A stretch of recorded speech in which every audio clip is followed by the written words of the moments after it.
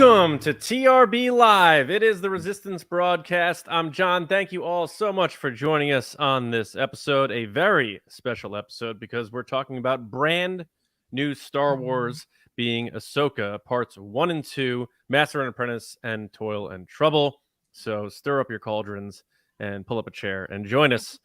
John, James, and Lacey with me as always. And yes, it is time. We're finally here to talk about Ahsoka. So before we get into anything, just want to say hello to the two of you. How are you? Hello. That's it? Well, I thought James was going to say hello, but he looks really in thought. Yeah, I've got a technical error. I can hear everything twice, so I'm so confused. Okay. I'm going to figure that out for a minute while we're here. James has his headphones in both galaxies right now, and that's why he's getting the echo. But yeah, I'm doing great. I'm pumped to be here. I'm pumped to talk about the show. It is, without going into detail, because we're going to be going into detail. Yes, I honestly feel like just in the first 2 episodes, it's the best Star Wars series we've ever seen. I might be feeling I know that that's way bold. as well. I know that's bold, and you're talking to someone that like loves Mando, but Dave Filoni is not playing around.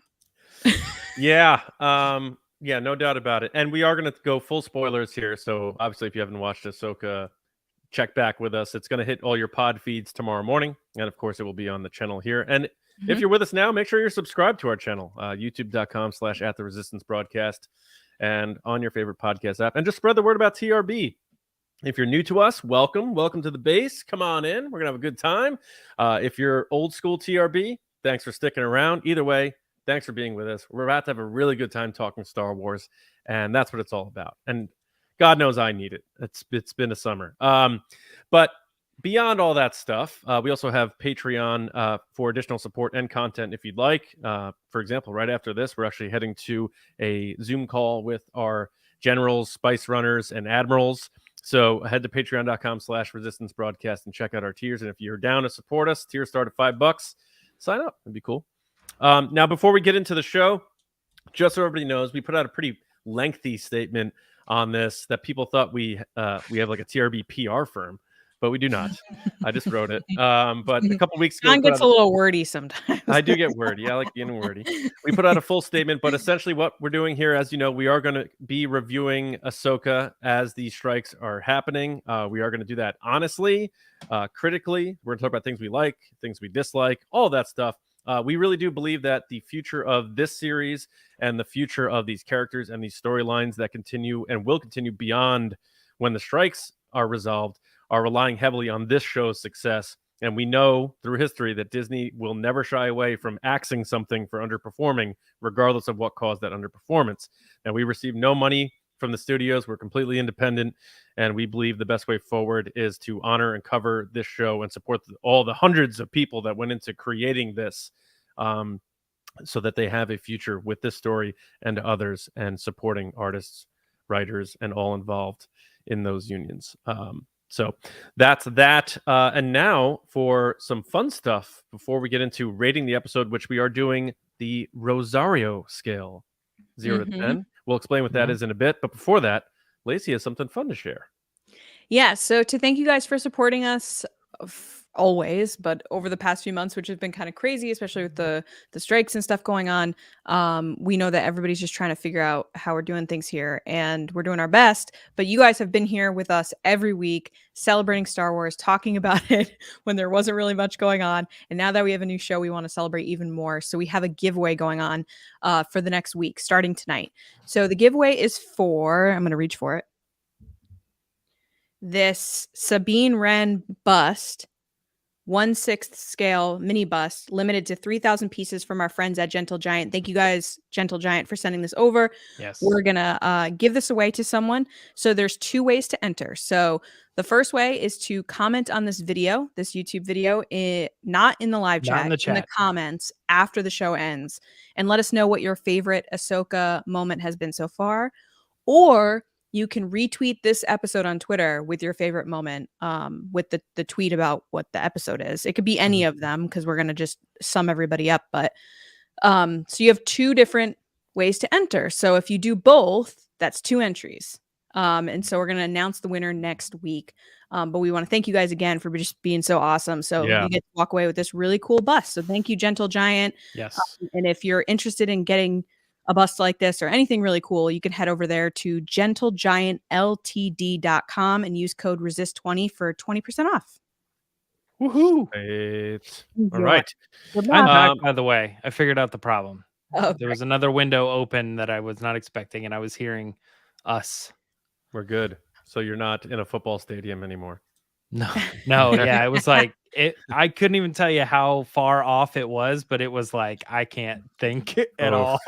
I see everybody in the comments saying, "What's Twitter?" It is the thing that we still use that has many still bird icons all over it, including a birdhouse as the home icon. I'm sure. Yeah, if you want that bust, I'm sure you know what it is. But before we get into the rating, I do see we have some super chats, so let's fire through those from those wonderful people. Yeah, so we have a ton of super chats. Thank you guys so much. And don't worry, I saw Danny in the comments saying, "Oh no, I forgot to add my comment to the chat." Don't worry, I got it. We got you. So first up, we have Suhas. Thank you so much for the super chat. He says, "Can't make it tonight, but hope you all have a great show. What an amazing start to Ahsoka. Wonderful performances. Can't wait for next week." I literally can't either. I'm so hyped. So hyped. Thanks, buddy. Appreciate it, man. Thank you so much. Next is the Master and Apprentice Show. Thank you so much. What a great name with the current episodes that just came out. They said, "Hello, TRB folks. Just to clarify, I used to use the name Gary24Fan. Gary, hi." Oh, yeah. But my real comment is I got very emotional seeing these characters and feeling rewarded for investing my time in Rebels. Rebels fans are living right now. You guys, it is your moment. I am so happy for, all Star Wars fans, but definitely like Rebels fans that have been fighting for that next season / extension of the story. Yeah, no doubt about it. Or justification for like, I watched Tune and I think it's really good. And people are like, "That's cute." Oh, because it's animation. Yeah, people have this stigma that, when people don't like animated stuff, they call it a cartoon. Yeah. Animation is a medium. It's not. That's all it is. All right. So, Danny, thank you so much for the super chat. I just want to acknowledge that you did send a super chat. Thanks, Danny. And here's the message. Danny wrote, "Oh no," which I'm assuming Mark's there too. Hi, Mark. He said, "Oh no," or she said, "Oh no, I forgot to put a message in the super chat. I meant to say how good Natasha Liu Bordizzo was. She was very good. The music she was introduced to was the best, and Chopper was the MVP. Loved his flex." That's so true. I noticed that today when I rewatched again. His little his John Hoey flex. Yeah. Jack Droid. You guys are used to John doing that here on the show. He's the least Jack Droid in the world. He's pretty scrawny. Yeah. Thank you so much. And then Qui-Gon J, thank you for the super chat. He said, "Never been so excited for a live show. This seems like it's shaping up to be the best show to die for diehard fans like us. Can't wait to see where it goes from here. 9 out of 10 Rosarios for me." Woo! That's awesome. There it is. Wait for our scores. Oh, because we might be in similar as you. But thank you so much. We agree. We've been talking about the show since, we saw it. It's been nonstop talking about it. Since Ahsoka was born in Tales of the Jedi. Yeah. Next is Mickey, looking cool in his pic. What up, Mickey? How's it going? Thanks for the super chat. He said, "Hey guys, I just want to say I loved the first 2 episodes. Live action hair, Sabine and Chopper, where everything definitely worth staying up till 3 a.m. my time." That's right. It's rough for you guys. Your time now, UK. and everybody in the United States is like, "We're so sorry that you have to stay up." No, specifically people in the East Coast are like, "We're so sorry." West Coast never had a problem. Yeah, never had a problem. That's right. Yeah. The West Coast people now, if they still work in offices, like getting out of work and they're on like the 405 trying to speed home for 6 p.m. Yeah, they're like, "Why would they make this stupid mistake?" And we're like, well, they know I have traffic to go through. Yeah. Sorry, John Roca. Yeah. John Roca. Next is Cal Beckworth. Thank you so much for the super chat. He said, "I am so excited. You guys are doing such an awesome job. It's starting to cover my face, which is making me laugh. Someone needs to write a really long message so it just covers me." I'll do one. Oh, thanks. Kyle said, "I'm so excited to see where this goes. So happy they dropped 2 episodes. Felt like the first act of a long movie. Live action Chopper is going to steal the show. Kevin Kiner's score is great. Thanks, TRB." Thank you, Kyle. We're going to get into it. Kevin Kiner's score has made this show for me. I'm going to be honest. Oh my God. And I think I don't want to say it was intentional, but like the whole 2 episodes that they released at the same time, ending with the way that Rebels ends. So it's sort of like, we're giving you this for everybody kind of get caught up, put us in the same space. And then now we can move forward, you know? Yeah. Yeah. Thank you, Cal. I love your shirt. Yes. He's wearing a Makes It 2 Happen shirt for audio listeners. While Christian, standing next to Emilia Clarke. I know. Yeah. Christian, I like the shirt. I was like, forget Emilia Clarke. Oh, yeah. Wow. I'm kidding. That's what it sounded like. I was like, whatever. I love her. Christian, what up? Christian, where are we going? Chris, what are we doing? Right? He says Christian. Yeah, but every one of his platforms is Christian. Our regular listeners are like, I don't care what this guy's name is. Anyway, he's sitting next to Chopper. Love that. He said C110P is the GOAT. Eat your heart out, R2D2. Wow. That is all. Wow. Chop. Yeah, Chop. Wow. Chip. All right. That is a bold statement. And I'm actually curious if we put a poll out, like which droid is better, who would win. I don't know if people are going to do recency bias where they're like, well, Chopper just killed it. And plus they like left R2D2. He lost. He was basically out of the sequel trilogy. So yeah, I'm always surprised by the R2 fans, like where they come out of nowhere and like, he's the best character in Star Wars. Everything is because of him and all this other stuff. He's pretty great. They're all great. Yeah. He's my favorite character. Thank you so much for the super chat. Love your pick. Yeah, thanks, Christian. Now let's get into this because I'm like buzzing. I'm so excited to talk about the show. Yeah. So we're gonna, from our perspective, we, if you watch the Mando fan show or other shows we've done, we sometimes get a little extensive when we explain these ratings, but we're gonna just burn through this as quick as we can so we can get to the discussion because there's a lot to talk about. Yeah. So what happens here? We each rate the episode 0 to 10. You halves count on the Rosario scale, and you'll see what that is in just a moment. And then we'll average it out and see what our score was, and we'll check in with what our patrons rated this thing and get to a couple of their comments. So it just so happens that, and this is the first time this has ever happened, and it's happened like double because it's 2 episodes. The 3 of us have the same exact score for both episodes. So can I just say what it is so we don't have to run through it? Can we all high five? Team. How does it work? Okay. So each of us on it's TRB like a freeze frame jump. We did it. Gave both part 1 and part 2 9s, which averages out to a 9. So 9.0 for part 1, 9.0 for part 2. And our patrons were like, oh, you like this, did you? We liked it more because our patrons clocked in with a 9.4 cumulative Look score. Look at her gorgeous for face. Both episodes. Look at those Rosarios. Yes. She is stupid good looking. That's a Rosario that clearly the studio gave the actors what they wanted. This is going to be post-strike. She was on the picket line. Yeah. She's owning it. Yeah. But she's a prime example of why people say like God chooses favorites. She's one of them. She's so good looking. It's like insane. Oh, and in like Clerks 2, she's just so likable and charming. It's ridiculous. I was doing my rewatches today, and like her face is orange, and she has stuff, and she's still absolutely gorgeous. Yeah. Which reminds me, they're bringing Ahsoka to Galaxy's Edge, and they had her today. Yeah, and I was like, yeah. Oh my gosh, that person has to get painted. Yeah, that person has to get painted, or multiple people, or whatever, however they're doing it. Like, it's not just dressing up or putting the outfit on and being hot. It's like this person has to get painted and go out there. Kind of nuts. Probably a process, yeah. But it looks good. The costume looks awesome. It does look pretty good for sure. For like screen quality to like, outdoor theme park like costume. Better than the theme park Chewie. Yeah. Yeah, it looks pretty good. Yeah. Theme park Chewie is right out of the Spirit Halloween store. All right. Our comments on this, we're starting off with Neil Shaw. What is up, Neil? Neil, he broke the rules and he gave it a 9.9. So I'm rounding that up to a 10. He said, I don't want to pull a Lacey, but this was excellent Star Wars. This truly feels like it was Star Wars. The pacing, storytelling, cinematography, acting, and score, everything was just so well done. This might be my favorite Star Wars product since Disney acquired Lucasfilm. Thank you, Neil. And then Chris Vandemail. What's up, Chris? Good to hear from you, buddy, as always. Hope you guys are all doing well. He said both episodes 9 Rosarios. Want to know how I feel? For me, Star Wars is back, baby!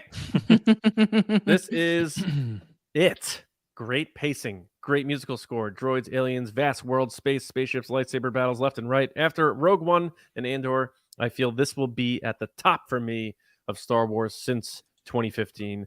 I so hope this series continues on this path. Thank you both. And thank you everybody who voted and commented and everything.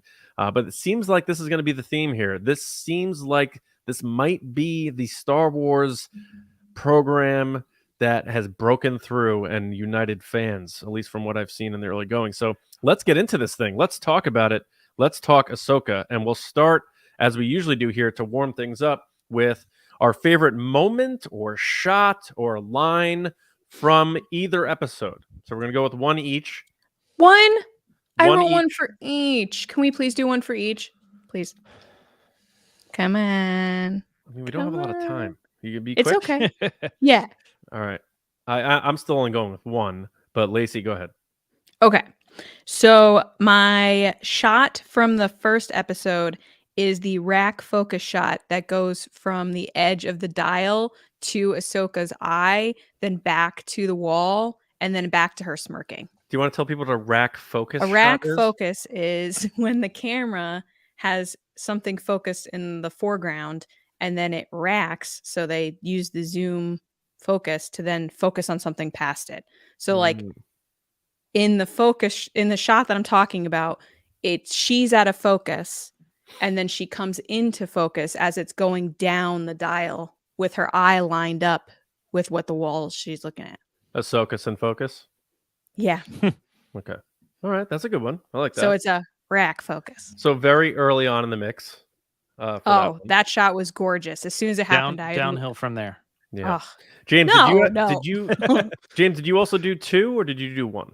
No, I just thinking 1. I mean, for some reason, and I don't know why this was, it really stood out to me, but there's just a moment and a shot and just the way it was all delivered of Sabine heading back to her house and Shin having the little like machine like follow. And then when it goes up to the top and it shows her up in that meadow, like looking over with the machine up there and the other, the droid and the other assassin and stuff. It's just everything about that. I was like, this is the feeling you have when you're in the theater and you're watching Darth Maul and Phantom Menace. Yes. Yep. I'm like this. There's something about the way the music is hitting, the way the camera's moving. Even the droid sound was the same. Framed up, all of it. Yeah. I was like, this is Star Wars hitting perfectly. And I mean, there's so much else about the show, but I don't know what it was about just every little piece of that. I was like, this is a movie. I'm watching a Star Wars movie right now for the first time, and it's perfect. Yeah. That is. I thought the same thing about Maul. So that had to have been on purpose, and it was done so well.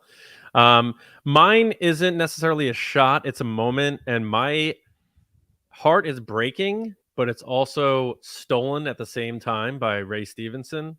He was so good. I cannot tell you. I mean, everyone knows if you've been listening to the show for a while how much I've been waiting for, a new really good Star Wars villain. And I thought Baylan was just like so good, and he's such a strong actor, and I've liked him for a very long time. And the part that I liked best is when they were at that ancient map reader location, and Elsbeth already leaves, and Shin is sort of asking him, like, because she doesn't know what happens when they find Thrawn, and she says, "What happens when we reach Thrawn?" And he says, "For some, war; for others, a new beginning." And she goes, "And us?" He goes, "Power, such as you've never dreamed." And I was like, "Oh my God, that is beautifully amazing. Delivered." I was seriously, I was like, this might, at that moment when I saw that, I was like, I know we have a long way to go, like with 6 episodes to go. this may already be my favorite Star Wars live action series. And you were like, Dave Filoni, you writing genius. Yes, this character, absolutely. Yes, this character perfectly balances conflict.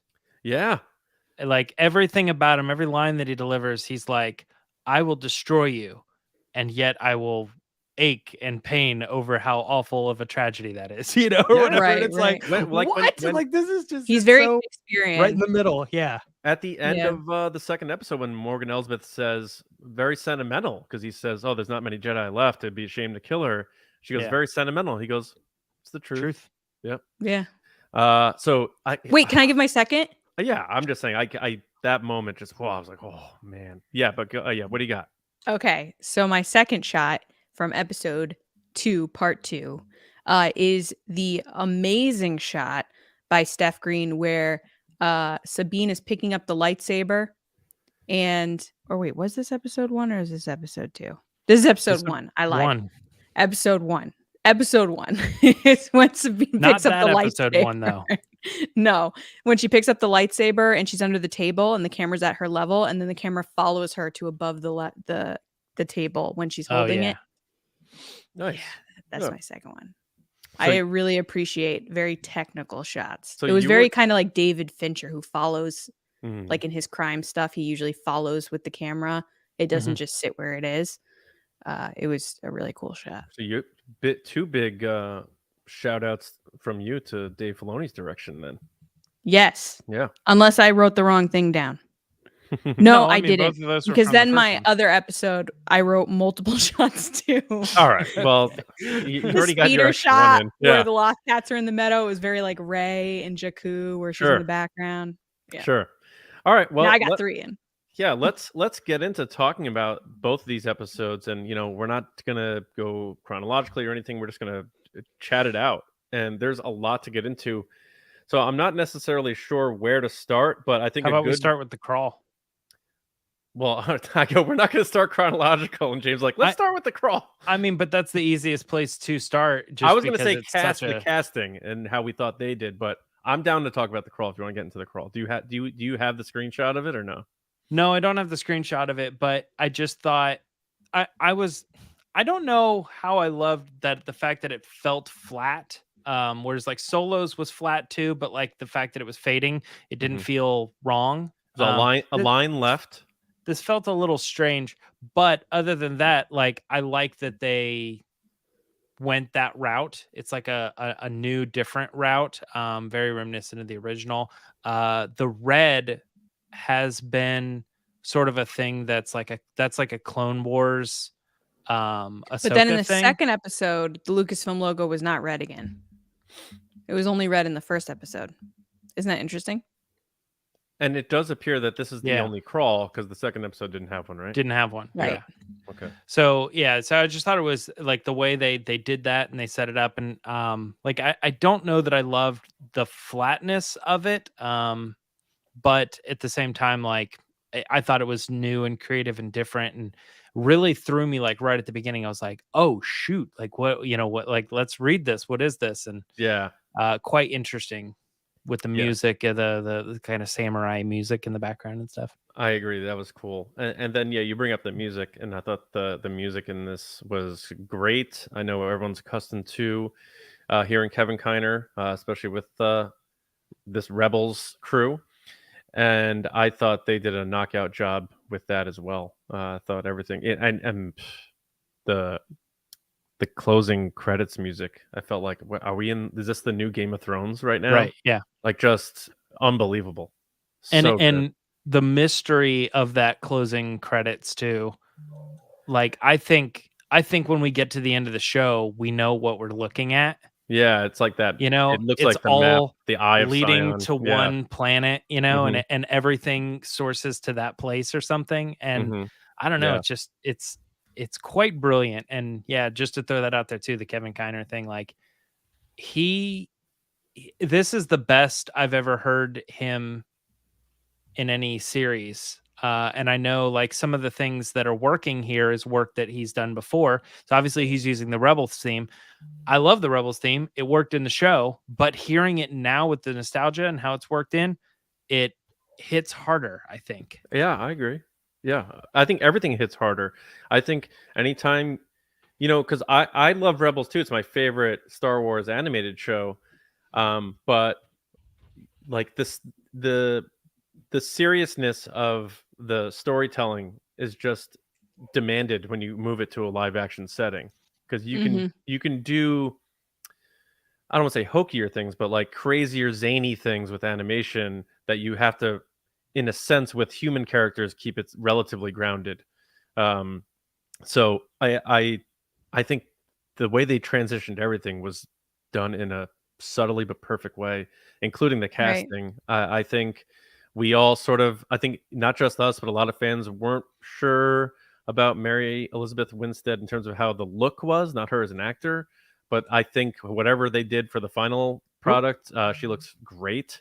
And also her mannerisms and her head movements and how she interacts with Chopper and everything seems really on the nose, and it looks like Hera is Hera, and hasn't really changed much.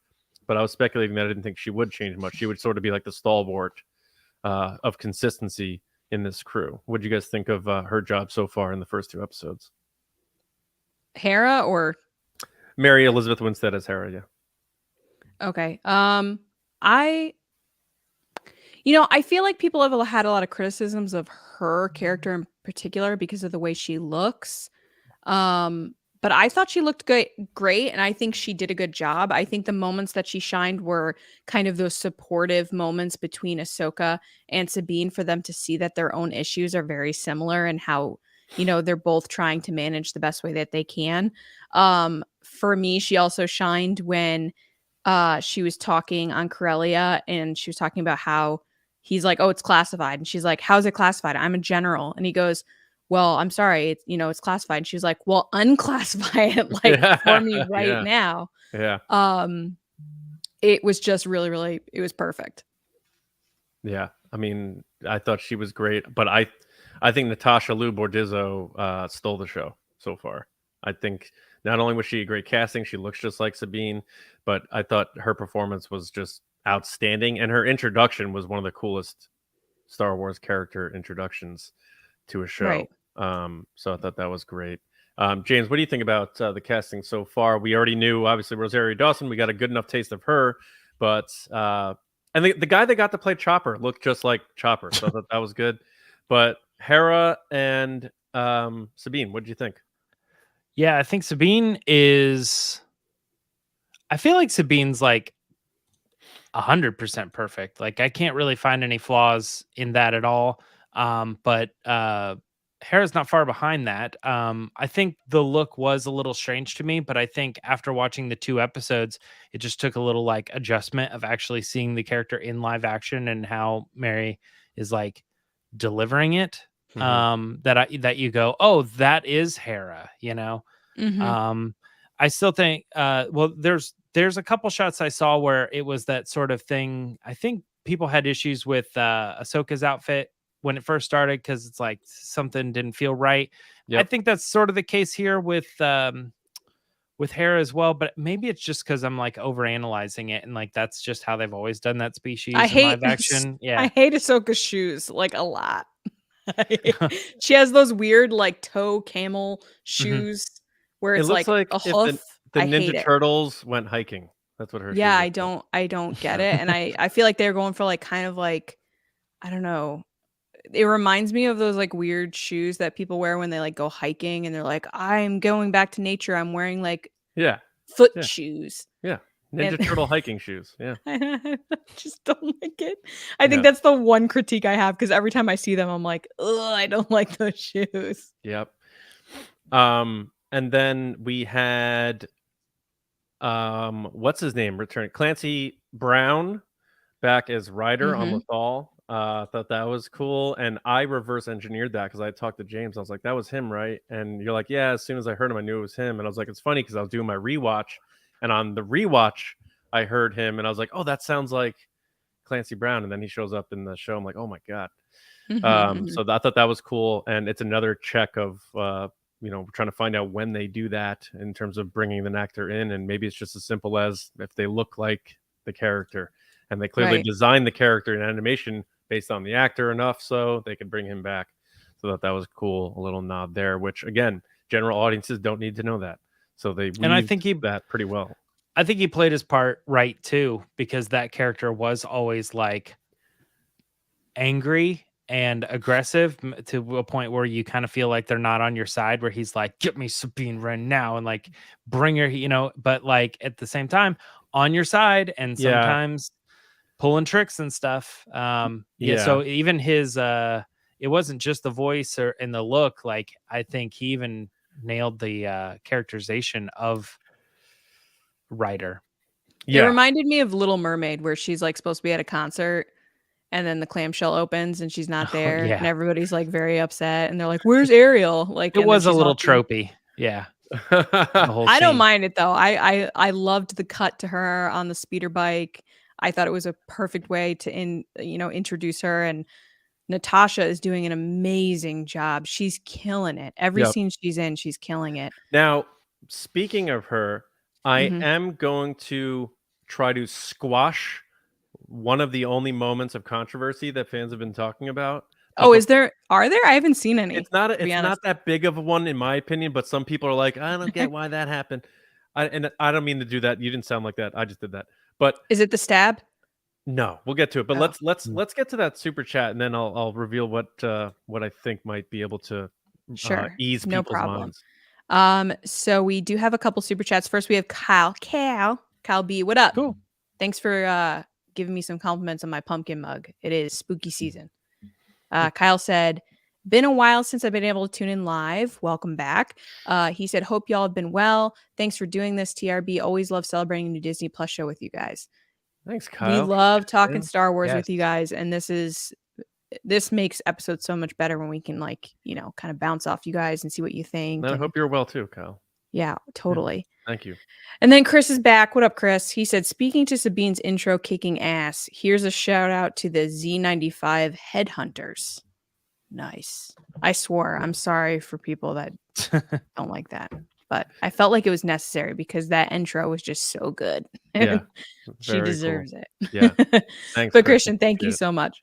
So the controversy was about Ezra's message to Sabine and him saying, I know we're not technically family, but I always considered you a sister.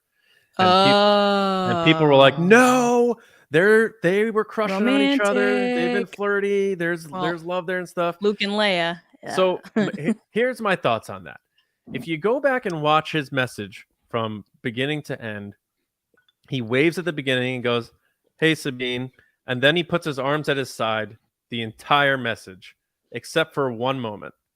And in that moment is when he says, I always thought of you as a sister. And he puts his head down and he scratches the back of his neck. And I was like, that's someone who's nervous and uncomfortable saying that's saying sister right so she doesn't think he thinks more. Yeah. So I went the extra mile. I told everybody I got my fastball tonight. I'm bringing it. I'm bringing 98 up in the chin.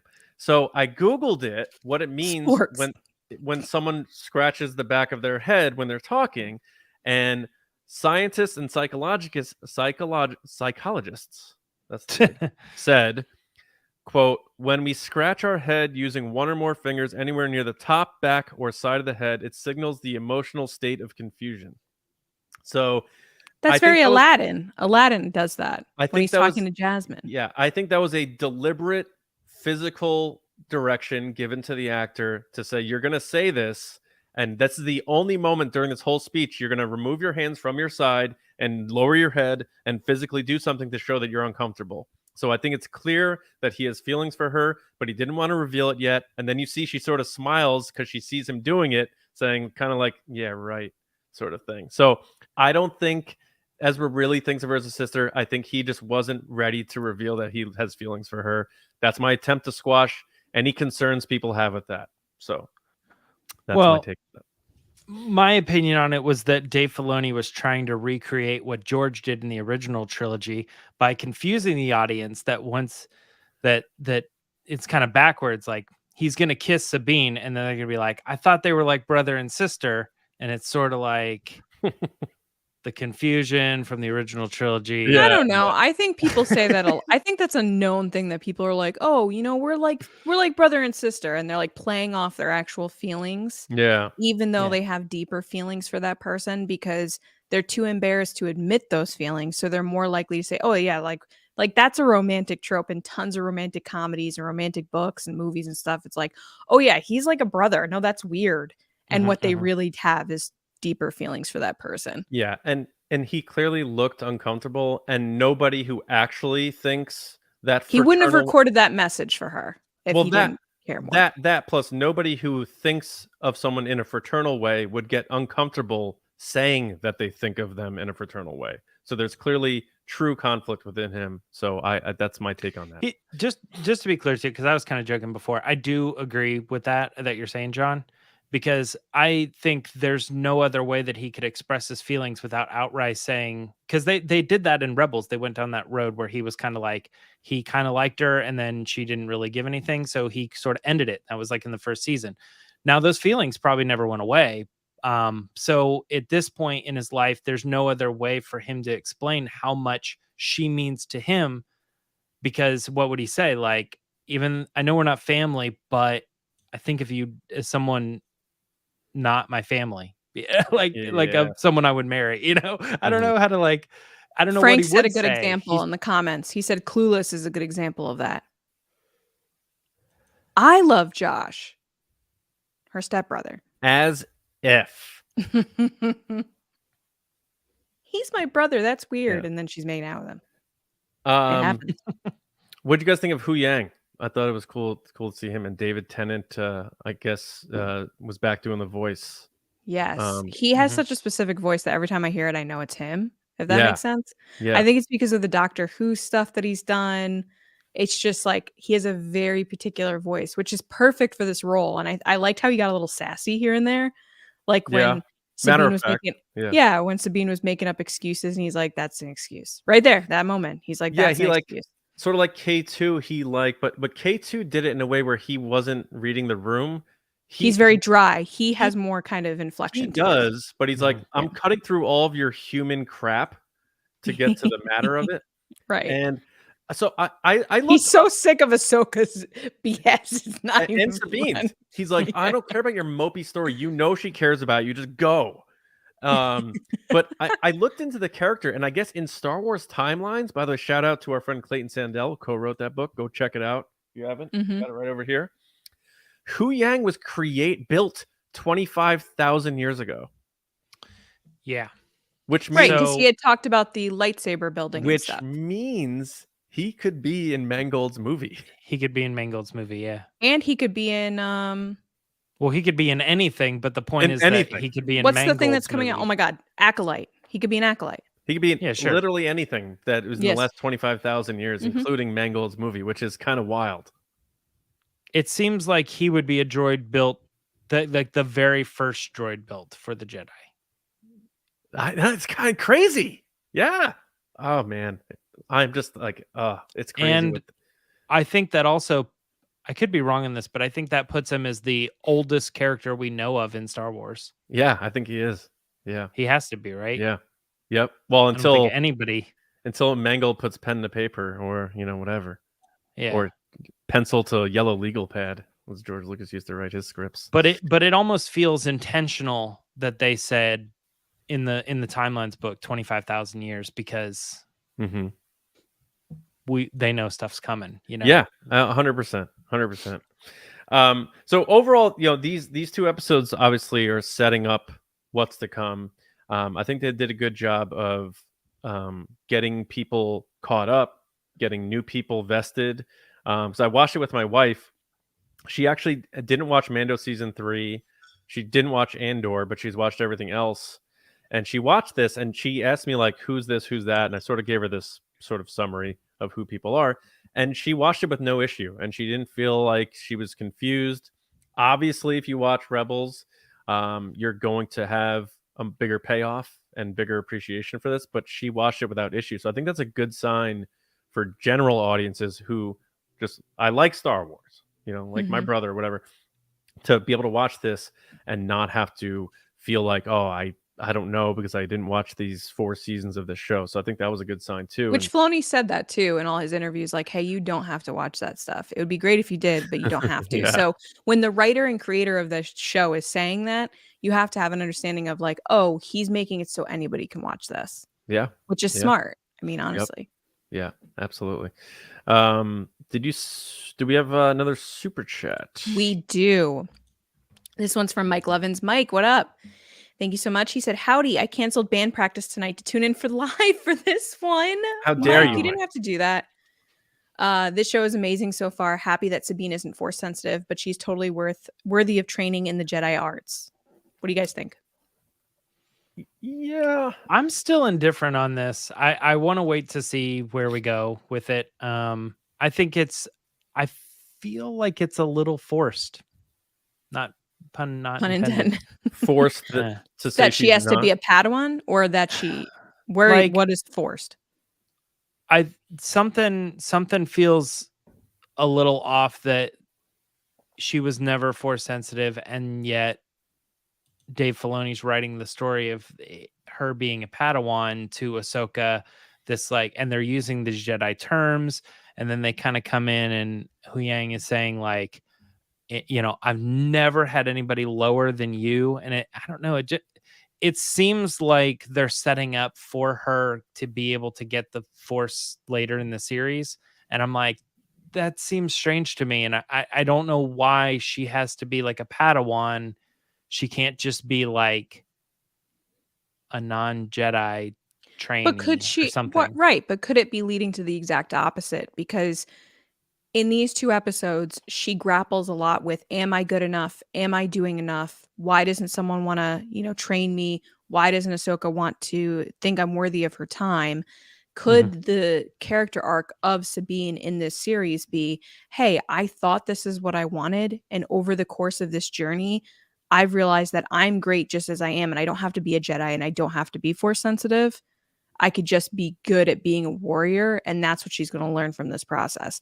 In the same way that Ahsoka is going to learn from her, hey, I'm not a perfect Jedi either. I'm more of a Jedi than I think I am, and I've made the same mistakes that people made before me. Because I was getting major Obi-Wan vibes from Ahsoka these 2 episodes, just because she was very kind of, don't do this, don't do that. What are you doing? What's going on? Like, oh, great, now I have to pick up your mess type thing. That's my only criticism of these first 2 episodes is I feel like Ahsoka was outshined by a lot of characters. And I know we have a lot to go. I feel like they did that on purpose. I know we have a lot. Yeah, I know we have a lot to go. And I know Ahsoka's going to do some amazing things. But I think I don't love the stoic monk Jedi Ahsoka that much. How she like talks in certain deliberate short ways, and her slow like folding her hands and like sitting like a Jedi and moving like a Jedi and stuff. I want a mix of the old and new Ahsoka, and I know she's at a different point in her life. It's a little too stoic for me, so I hope that changes. And that's my only like minor criticism, because I know Rosario has a lot that she can bring to the table. Totally. I mean, when we met her in the Jedi, that episode, she was just a beast, just a force to be reckoned with. Yeah. I didn't mean to laugh at you, John. I was laughing because I thought of how I watched when I did my rewatch today. There's a scene where, who is it? Sabine runs up to see Ahsoka, right? Ahsoka shows up on Lothal, and they're both standing there with their arms crossed in this funny way that they're both kind of like this. And I'm like, is everybody crossing their arms in this series? And I like laughed out loud because it was like so distinct that like they're both like body language wise, like closed off, awkward. Yeah. But it made me laugh because you're so right, John. I feel like Ahsoka is so often crossing her arms that they're trying very hard to have her cross her arms all the time. I know. And I'm hoping she kind of comes out of the crossing of the arms thing. Yeah. But I have to appreciate there are mannerisms that she did do in these episodes. Like what I said at the beginning, where she does that smirk when the camera shines on her, and she like does a smirk and looks off to the right. Yeah. It was so perfectly Ahsoka. And I really applaud it. But thanks, Mike. There we go. There's the photo. She was crossing it in the one before and in this one. Yes, and in that one. And in this one. She's just always crossing her arms. That could be a drinking game if you watch the shows. Every time Ahsoka crosses her arms, you take a shot. Right. All right. David Probus, thank you so much for the super chat. He said, James, I was curious too. I looked at it like the Bible story where the disciples get their butt kicked by demons because they didn't believe. Maybe her doubt is causing her disconnect. Sabine? I think he's talking about Sabine being disconnected from the Force. That's an interesting take. Yeah, I don't know. Because Luke did I don't think close himself off. I hope Sabine is not Force sensitive. I'm just going to say that. Too many people are Force sensitive. It's not. That's sort of where I'm at too. Is like I know that I know that anybody could be Force sensitive if they really did what they did. But I mean, we have characters like Chirrut that like want it so badly and they can't do it. You know. Yeah. I don't think Sabine even really wants it. You know. I think she wants to be like accepted and she wants to be great at what she does and all that. But I don't know that she's. I mean, maybe we're gonna get that from this story. Like, I don't know what her longing to be.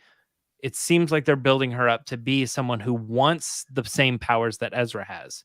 Yeah, sometimes. And so she's like, well, the reason I quit is because I don't even have the natural talent. You know, I would do it if I could, you know, and she has to sort of be like taught, you know, like you gotta let it, you know, open up or whatever. And I'm like, I don't know. I'm not sure. I'm not sure yet. And I don't mind the idea if it says being a Jedi is not about using the Force. It's about this.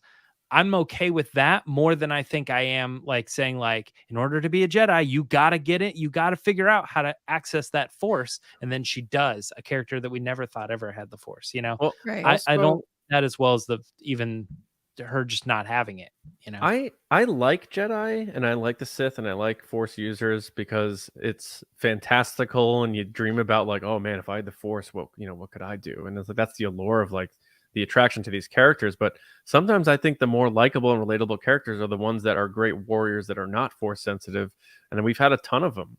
I mean, the Mandalorians alone, Han Solo, go down the list. I would like the idea. It's like when people were pushing so hard, and I think he will be, but like they really cheated Finn out of being Force sensitive. I'm like, he didn't need to be Force sensitive. I think they just needed to elaborate on his story more. Sabine, I would prefer if she wasn't, because I think that takes a little bit away from Ahsoka's focus as the one in this group. Obviously with Kanan gone and Ezra missing. If they, if Ezra comes back and then Sabine's Force sensitive too, and Ahsoka, it's like how many do you need, really? And and then Sabine also, another thing to bring up is like she's gonna eventually need to make her own lightsaber. She can't just take Ezra's, in my opinion, and become a Jedi. And I don't know if they're gonna allow her to be a Jedi. Yang, it's hers lightsaber already. I know, but I don't. I mean, I get it. Yeah, I still feel like we need to see that moment where she finds her crystal, and whether that means does she go to Ilum as it's being built into Starkiller to find the Kyber crystal, like who knows? Or does she find this conversation just feels like it's the wrong story for Sabine. I agree. I agree. I'm like, tie her in with the Mandalorian stuff more and let her be strong warrior in that right. Then which would have been great if the Darksaber wasn't destroyed. Now that I remember that, so you know what is right for Sabine though? Loth cats, which, guys, I've never been a gigantic fan of Loth cats, but this show has changed that. Per usual, if there is a puppet involved and someone is walking said puppet into a Star Wars series, I'm there. And this guy, there's one scene where she puts like the map ball on the table and it's clearly a CG Loth cat. Hated it. Get it out of here. Bring back the puppet. And they had six grown adults inside that puppet. You're such an idiot. But seriously, one of my favorite things of these two episodes was the Loth cat. It is everything that I had hoped for. I love cats in general. So like the noises were perfect, the mannerisms, the way it was growling. And I didn't pick up on the first time around that he was growling when Ahsoka went to go find the other droid. But then the second time I watched, I was like, oh, he's clearly being like, he's in there. Ahsoka, he's in there. And she's like, I got you. He's like, he's in there. I just hope that he made it onto the ship because I feel like he needs to be on the ship with Sabine. I hope she didn't leave him behind with like a to-go meal. Some type of I bet she did. I want her to take him on the journey with us. I want more I'm always for more creatures than less, and I felt like this was perfectly done. Like I have no notes. It's just perfect. It's probably safer at home though. But she's got a whole field of them, so like if something did happen, she could get another one. They're gonna put a litter box on the ghost? I don't know. I was gonna say that I don't even entirely know if it's hers or if it's just one that is in the house and she has food for them. Yeah, but it's like the old adage: you pet, I want one so bad. You feed an animal. And there you go. Yeah, I've never wanted a Star Wars pet more than I've wanted a Loth cat. It was really cool to see, and that's a part I'm excited about, seeing the gallery on how they put that together and brought that to life, because that'll be a cool segment, just like with the Anzellans and with Grogu, and the way like they're making Star Wars seem so real. It's just wild. And we saw the Loth cat. They had one at Galaxy's Edge, right? There's one in the Mandalorian too. There's one in the Mandalorian, but there's also one at Galaxy's Edge in a cage. Yeah, like moving its tail. Yeah. It's so cool. We haven't really talked too much about Morgan Elsbeth yet, and sort of the reveal that she is a witch and that she's her hair is full of secrets of the Night Sisters. Yeah. And yeah, I goofingly speculated that she always has this like sort of bouffant style hair. Like I was wondering if she was hiding like Zabrak horns. Jersey Shore. Yeah. But what do you guys think? What do you guys think about this now? Because we went from, not really knowing who she was, but clearly that she was working for Thrawn because of Mandalorian season 2, to now the stakes are a bit higher. And the way I see it is, I had speculated that she's going to be this sort of agent of Thrawn, that he's going to end up getting everything he needs out of her and then killing her off because she knew too much about his plans. But now this mystical elements here, where she's sort of his connection back to this galaxy from a communication aspect.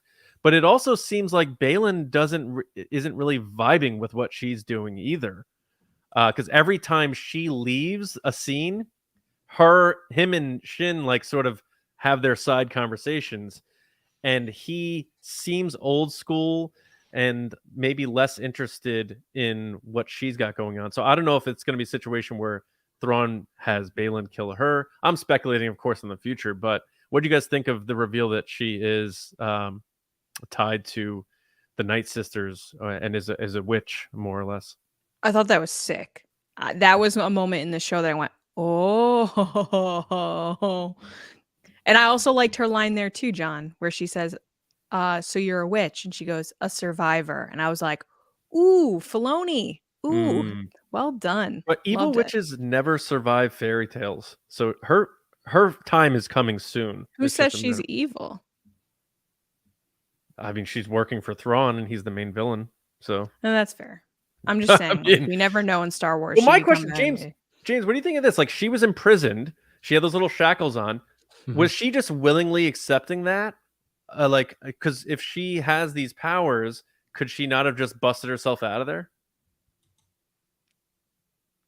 I don't know. I don't really know. I don't fully understand in some ways where the Night Sisters have their abilities. Like, I don't know that Asajj Ventress ever really used her Night Sisters powers too often as she did the Force. Although I can't think of her name off the top of my head, but from what's it called, the video game Fallen Order, she definitely is using her powers all the time. But she's not trained as a Sith though, so she was never trained in the Force, so she's continually using her Night Sisters powers. Yeah, I don't know. It seemed when she got broken out that she had a little bit of a took you long enough attitude. Yeah. So I think she was probably not looking to break out herself, but just it was part of the plan that she was going to get, or maybe rescued to see if Baylan would go through with it, because he said he was well paid. Oh, that's true. Yeah, that's true so too. That so it was sort of a test of his loyalty, potentially. Well, the question is, who's paying him? Is it her or is it someone else? That's the question, right? I mean, I think it's got to be her. Yeah, I guess so. Yeah. I mean, it's I don't know if you could Venmo across galaxies, so I don't know if they're only doing that. Yeah. But that made me more interested in that character, of course, and it just adds to the whole thing that Filoni's doing here. Where I remember in the trailer seeing that sort of hologram of the map expand and wondering what that meant. But we are really, going in expanded directions with the whimsical, fantastical nature, and I love that. I think that's really cool to see because it's not necessarily just force based. This is other stuff here that sort of uses dark arts but isn't Sith, and it's just it's very cool to see what they're going to use this for. So parts of this felt like a new sci-fi show. Like there's a new sci-fi show on and we're all watching it and it's pretty cool, and then we're like, oh, this is Star Wars. Like I think a lot of people would probably watch this and be like, these characters seem cool. Like this scene that I'm showing right here, like none of them have their lightsabers out. Nothing about this screams Star Wars. When you're watching it and you're watching all the glyphs fly around and they're talking about the other world and the portals to, that's where, this guy leads and we can get power like we've never dreamt of, all that. It doesn't feel like Star Wars, but like when they cut back to Ahsoka or something, or whatever's familiar, I think a lot of audiences going like, I was really pulled into all that. I forgot that I was watching Star Wars. Yeah. Now we're entering sort of Sabine was able to extract the memory of that droid so that they have the map still. The actual map is in the hands of the dark side. They don't have the map. They found out that the droid came from Corellia. Oh, that's what that was. Yeah, that's what that was. So she didn't get the map, but she got like, hey, this came from Corellia, which gave them a lead. And Chopper put the tracker on the ship. Correct. Yeah. Yes. And by the way, that scene was like, that was the most Rebels scene with Hera and Chopper. Oh my God. Check under your battery. And he's like, wah, wah, wah. Yeah, he's like, oh yeah. Which for anybody who didn't watch Rebels or maybe never picked up on, I'm pretty sure it carried over. That's Dave Filoni doing the voice of Chopper. Because it sounds exactly like him. When he goes, you went through my stuff. And she's like, I didn't go through your stuff. Yeah, you did. I thought that was a really cool scene, and it's also a cool element that adds layers to what's happening in Star Wars, because Mandalorian touched on this, that there are still loyalists to the Empire. Obviously, there's stuff going on behind the scenes about the next plan with Palpatine, but seeing these sort of loyalists to the Empire, and he's like, for the Empire, and then they blast him away, and then these guys are making these things on Corellia. I did laugh at the guy in the back of that scene who's got like the air control guy things on, and he's standing there at the wall and he's like, but like there's one button there. Yeah. And I was like, they didn't really think through this direction, because he's like, I feel like in Star Wars there's always one button or one lever. I was like, or the other people guys are that at are just desks. called to stand over there and kind of like look around. So like the two people in the front that were like looking at each other had like levers and keyboards and stuff. But the guy in the back, next time you guys go back and watch it, he has like one button and he's like, is it my time to press the button? It's so silly. Oh, it made me laugh. I think it was pretty funny. Anyway, so oh look, I'm on the screen now. That's cool. Oh, see you, John. See you, John. John's gone to the other galaxy already. He couldn't wait for next week. He's already, traveled to that next galaxy. James, I have to tell you my favorite episode of part 2, or favorite part, not shot, favorite part. Because John didn't let me give all my favorite parts. So now, because he's not here, I can now do it. My favorite part is when she's fighting Marrok, not Marrok. It's Marrok. I'm getting it confused because there's all these theories going around that it's Marrok, but it's Marrok. Yep, that guy. Oh, I'm on the wrong one. Oh, all good. So when she's fighting him and when he gets away and he throws his lightsaber and then she does the really subtle, like out of the way thing that she does. Oh my God, what a flex that was for Ahsoka when he's like grabbing it back and you're like, oh my gosh, this double lightsaber is flying back towards her. And she's just like, and it's so close to her too, that you see the wind from it blow her poncho. But like, she's just so casual. She's like, oh God, he got away. Like, it was such a crazy, crazy moment for me that was so powerful for her character, but yet so small. Like, it's such a moment, but then you're like, man, she really is one of the best Jedi to ever exist. Yeah, it's a strong flex. The other thing too is like, you know, we were so close to getting the like helicopter Rebels lightsaber, but it didn't happen. Right. Yes, we were. And we might still get it. Who knows? Obviously, these pictures of the character are from episodes to come, and we see the spinning blade here again. So there is always a possibility that we'll get that. I feel like they might look at that as like something that would take general audiences out. Like, what is this? This is stupid now. They didn't need to do that. It's like, it's okay that it lives in animation, but in live action, that might be a little too strange to do a helicopter lightsaber thing. But I gotta admit, me and John had talked about this character as pure toast, like just a throwaway enemy. I remember we joked about that, how like he was gonna, you know, roll up and be like, la la la la, big fight moment, and then she was just gonna kill him. Yeah, and he is awesome. Like, it is weird though that he has a helmet on. He's doing the Knights of Ren thing where he, you don't see who it is.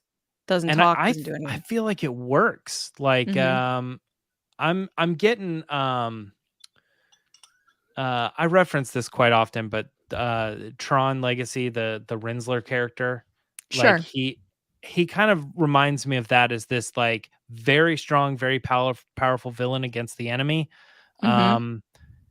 And he's quiet. He doesn't talk. You know, he's you know, it sort of has that Maul vibe, I guess.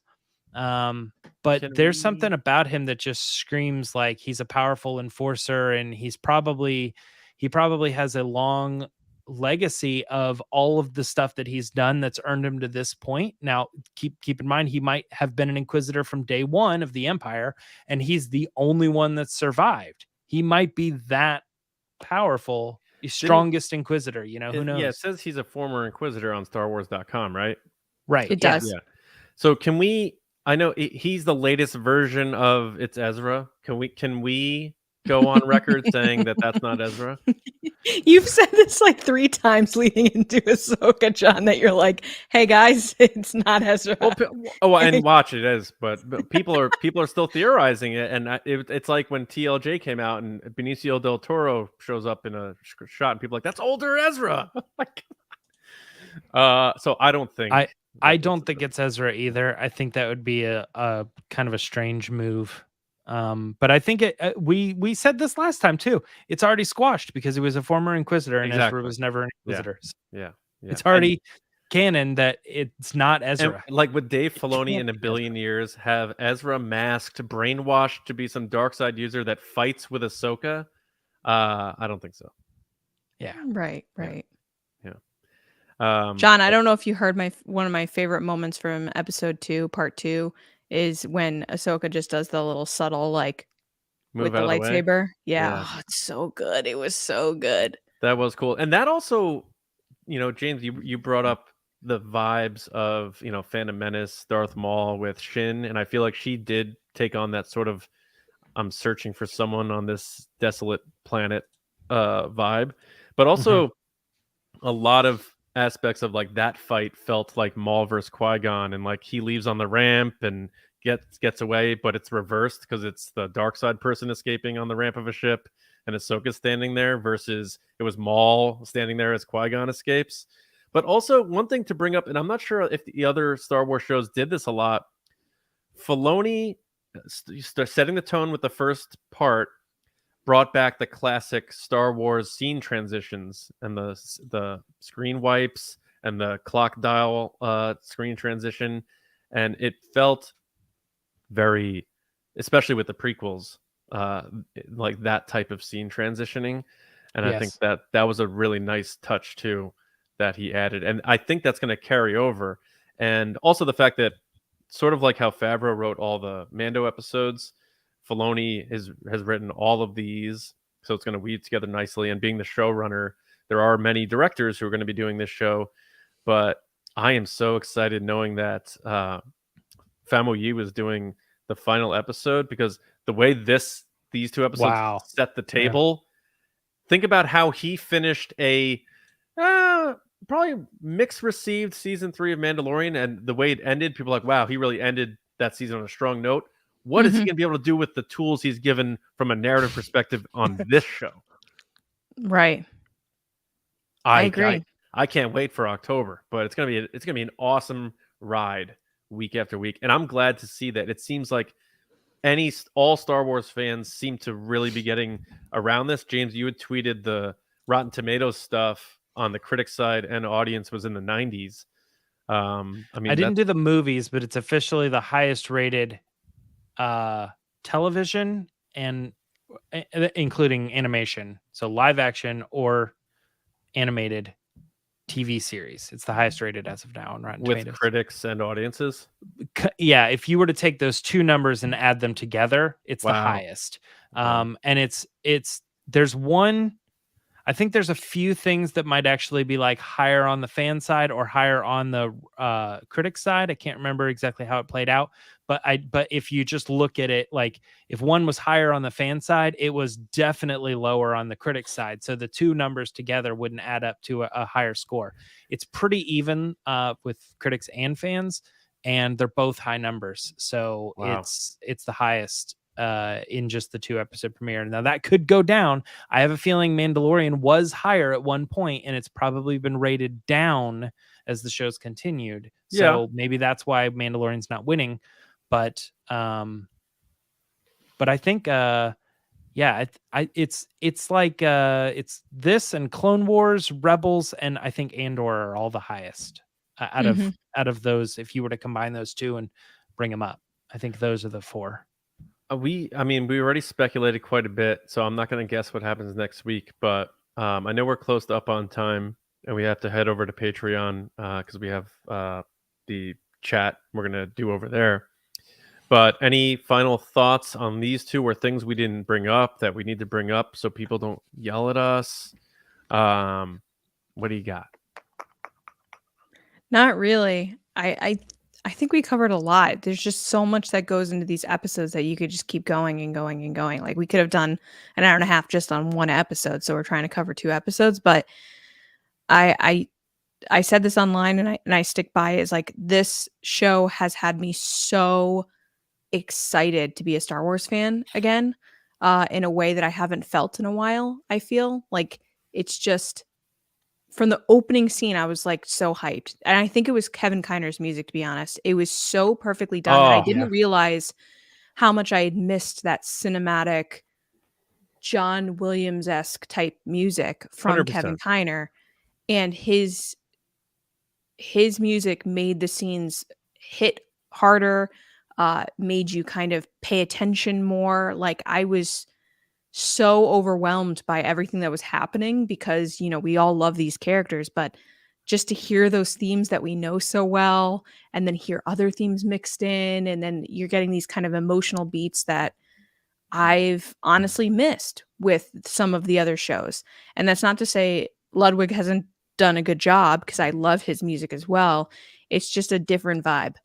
And I didn't realize I missed it so much until we were watching this, and I was like, wow, I really have missed this. When Sabine was laying out her armor with the music he had going there, again, when they're reunited at the end. Yep. With the mural, the end credits. There was quite a few moments too, and I'm like, I don't even know if these come from Rebels, but they're hitting. Like when something happens, like the first time we see Hera on screen, it plays a beat, and I'm like, this is hitting. And I don't know if that's like Hera's theme or something from Rebels that I've heard before, which is why it's hitting, or it's just legitimately good. And I'm like, I never really like subscribed to that. Like if the music is great, you don't notice it, you know, kind of thing. I think sometimes the music is allowed to overtake a scene and be like, the music is making this scene better. Absolutely. You know? I think that's across the board. I think any movie that has emotion, music will lift it. And I it's famously known, George Lucas said when he watched Star Wars without John Williams' music, when he first made the first one, he thought he was screwed. And then he called it the lifeblood. And I think that's a real thing. And I like all the music from Star Wars. I like that Favreau wanted to go a different direction, so Mando had its own sound. I love it, and I also love this. And this does classical music in Star Wars will always, in my opinion, make it instantly feel more cinematic. I've always felt that way, and I think it's a blessing that he's here doing this music. One, because James, like you said, it does feel connected because it is Kiner and his family, but also it's just so good. And I think he may even have taken it to another level here. So yeah, I think it's his best work. Yeah, and I've watched Clone Wars and Rebels, and yeah. So, couple other things just that I wrote down that, and we can blow through them really quick. But I thought it was funny that when Baylan got on board, he had like 3 very specific lines, which were "Allow me to show you our identification," which was very like, "You don't need to see my identification. Allow me to show you my identification." Then right after that, he says, "You're right about one thing, Captain." And it's like the negotiations were short, but that's not where it goes. Yeah. And so it's like another line that was right off that. And then he follows it up. The third line that he said, well, it's not the third line he says, but in that moment, right in an order, he says, "We're no Jedi," which is like what people were pointing to in the trailer is like, that's a very Ahsoka moment. So it's odd a little bit that he had like 3 reminiscent lines of other things that we'd seen in Star Wars. And when they showed up, it felt like when Qui-Gon and Obi-Wan showed up on the Trade Federation ship. It was the 2 of them, hooded figures, mysterious, but it was worse results. Right. And then this one too. Let me ask this: how do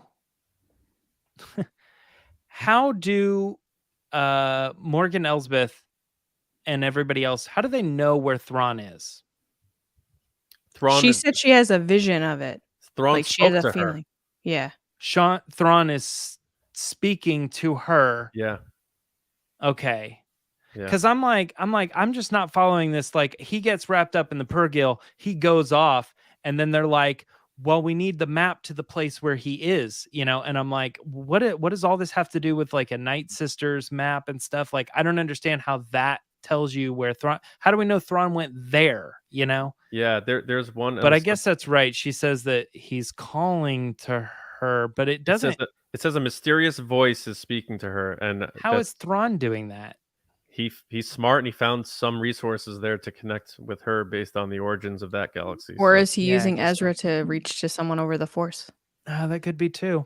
The only other thing that I wanted to say that was, I thought, John, when you brought it up, you were like the slight controversy. You brought up the sister thing, but I thought what you were going to bring up was the retconning of Ahsoka wearing the white outfit with the staff. I was like, we haven't talked about that. I just wanted to see what your guys' thoughts were. Yeah, I was almost 100% that was that same moment, but I didn't want to say it. Oops. I don't care. I think that's fine. It doesn't bother me either. Yeah. I take it like, hey, animation looks different then. And because everything else is the same. And in live action, the animation is an artistic interpretation, and that's canon now because the mural looks just like they look in Rebels. So maybe in Sabine's mind, she saw Ahsoka wearing white because she views her as a white knight. How about that? Yeah. I'm bummed a little bit because I've been waiting. You wanted the staff. I was like, this is what you're gonna get. And it was like, okay, so let's build up our theories and what is she going to be like when she's fighting with the staff and all that stuff. And then they announced the show and all this, because we knew we were going to get that story continued. But then when they announced the show, we're like, oh, that's it. And then it was just set up. And ever since the first trailer, I've been like, uh-oh, like she's not with the staff. What's the issue with that? Yeah. Dave Filoni has retconned a bunch of stuff with her, including her lightsabers and other things that he sees fit for the story. And I think at just one point he probably wrote that in and said, this is where I see her at this point. But then as the show was coming together, he goes, it wouldn't make sense. So unfortunately, for the sake of the show, I got to do this. But man, it does kind of bum me out a little bit, but it's not the end of the world. And obviously the scene was still great. And I understand the whole interpretation thing in live action. This is the way that scene went down. Yeah. In the book, this is the way it went down. In the comic, that's the way it went down. But it's like, these are all tales of things that happened, you know, a long time ago. Yeah. Rosario Dawson is portraying a character called Ahsoka. We don't know what the real Ahsoka looked like, you know? And eventually it will say a long time ago in another galaxy far, far away. Yeah, that's true. That's true. All right, Lacey, before we get out of here, we have a couple of super chats, right? We do have some super chats, and I want to apologize because I can't bring them on the screen because for some reason the chat is not loading. So I apologize. I'm blaming Morgan Elsbeth for this. Yeah, it's invasion. All right, so we have Mike Lovins. Thank you so much, Mike, again for the super chat. And he said, it feels like there will not be any filler episodes. I agree. Don't you say that word. That's a dangerous word, Mike, first of all. Second of all, I feel like, and this just might be me, I did see a lot of critique online of, hey, this, you know, these episodes felt slow or the pacing felt slow.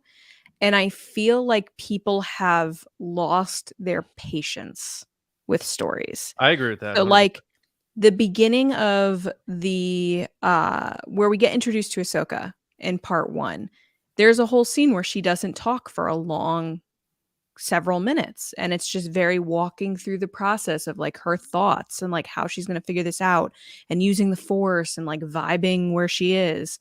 And I feel like sometimes people took that as like, oh, that's too slow, or like some of the dialogue maybe, oh, that's too slow. I thought that this show was perfectly paced and that every moment was perfectly used to tell this story. Yeah. I don't think it was slow.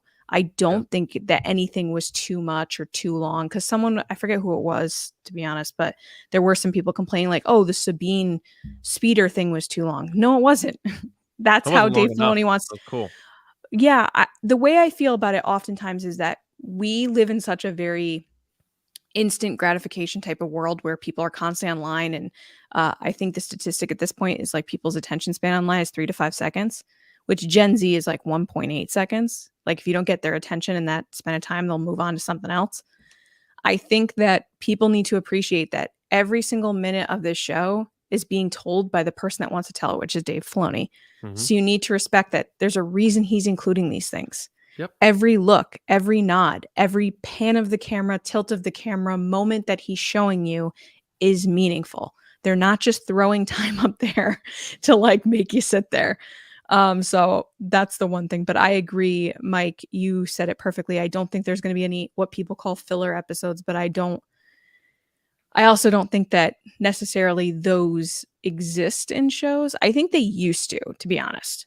I think I'm a big Buffy fan. And, you know, when you had to do a TV show where there's 24 episodes in a season, there are definitely episodes you're like, okay, this tells nothing in the story. You could do that. That's it. But I feel like with these episodes. Black and Lizzo. Okay. I do feel like that episode did actually add a lot. Not so much about the droids, but the aftermath. He's making a joke. He's making a joke. Yeah. I feel like with these Star Wars series, since they're only 8 to 12 episodes, everything has a point. Even if at first you might not get there, at the end you're like, oh, yep, that makes sense. Yeah. But I agree with you, Mike. I think every episode's going to really hit hard. Next up, we have a super chat from Darth Snips. The lovely Darth Snips. Thank you so much. I'm sorry again, I can't bring it on the screen. She said, love Ahsoka. She's my fave. We didn't know, Snips. And so excited to see where the story goes, or the show goes. But I've also been excited for the TRB review too. John, James, and Lacey, you're the best. Appreciate you all. We appreciate you. And I love that's coming from you, who is Darth Snips. Thank you so much. Appreciate it. Mm-hmm. Mm-hmm. Oh, that's it. All right. Yeah, I mean, loaded show, hour and 20. We probably stick around, but we have to hop over to Patreon and hang with the crew over there down in the base. But thank you to everybody for listening to the show, watching it, however you took this in. We appreciate it so much. Please spread the word if you dig what we do here at TRB. It means a great deal to us. And a special shout out to our patrons who allow us to do 2 episodes every week and everything else that we do. Because what you see here, everything TRB is made by the 3 people you are listening to now or seeing on screen. So we appreciate that so much. Because we have day jobs, we have families, we have a lot. And to be able to do this comes with support. And big shout out to our generals and spice runners on Patreon: Carmelo, John, RISI, Jetta, Rosewater, Frank Grande, DARTH, Hurricane, Nick Kratz, Chris Morales, Brian Smith, Matt Chitty, Danny, Mike Rumore, Matt Heath, Brendan McLaughlin, Count Pepto, Sneaky Zebra, Aaron Ellington, Colin Cormier, Jolton Jedi DiMaggio, Diana, and Dave Hornack. And our spice runners: David Probus, Neil Shaw, Kendall Gelner, Andrew Staley, Jeremy Myers, Michael Fry, and the Fort Worthian. For me, Johnny Hoey on all the social media apps, and my movie podcast, Just Like the Movies. We just did Top Gun Maverick. James, where are you at? You can find me on Twitter and Instagram, both at Myra Trunks. Lacey. You can find me on all the different social media platforms at Lacey Gilleran. And then if you go to TikTok, I'm at It's Lacey Gilleran. And don't forget to enter our giveaway, which kicks off as soon as this episode ends. Right. Yeah. On YouTube. Leave a comment, not in the live chat, on the video, on the video of what your favorite moment has been so far with Ahsoka, and you are entered.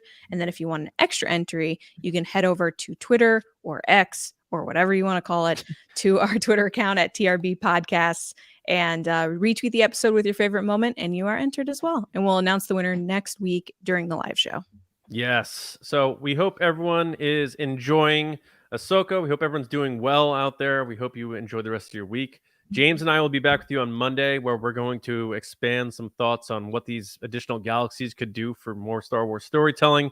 And of course, we'll be back with you next Wednesday night for TRB Live to talk about part 3 of Ahsoka. So again, from the three of us here at the Resistance broadcast, we hope you're all well, and we'll see you next time. Until then, see you around, kids.